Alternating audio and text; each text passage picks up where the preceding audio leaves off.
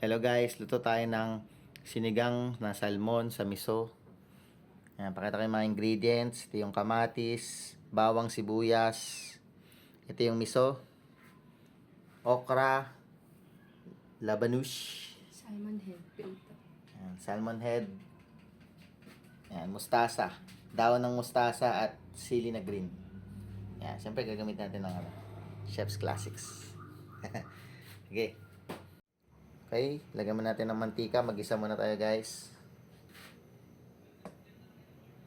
Okay, igisa na natin tong bawang, sibuyas at kamatis.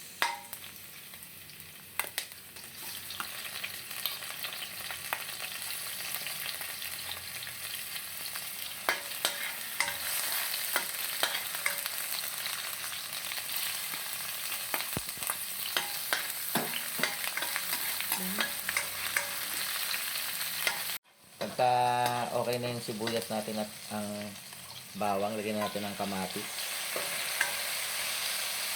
Tapos ilagay natin ng miso paste.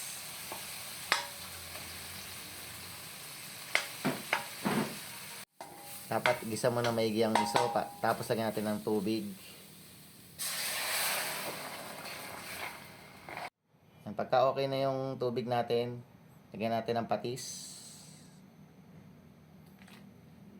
Tsaka labanush. Labanush yan guys. Labanush lang talaga tawag ko dyan.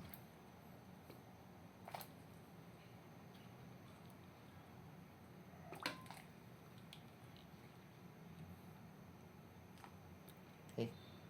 Yan, habang kumukulo guys, lagyan nyo na yung siling green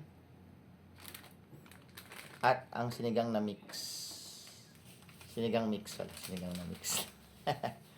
Ang gamit namin dito yung sampalok mix. Original. Tapos lagyan na natin ng half fried salmon head.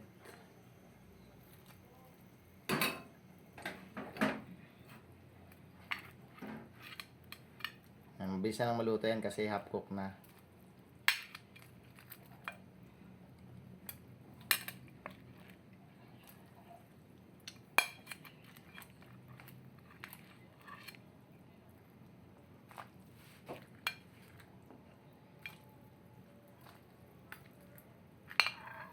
Dami yan guys, hanggang na yan.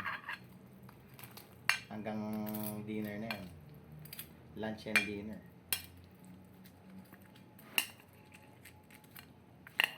Tapos lagay na yung okra. Pagka okay na lahat, ito na yung panghuli natin, ang dahon ng mustasa. Para hindi madurog, ito pinakahuli.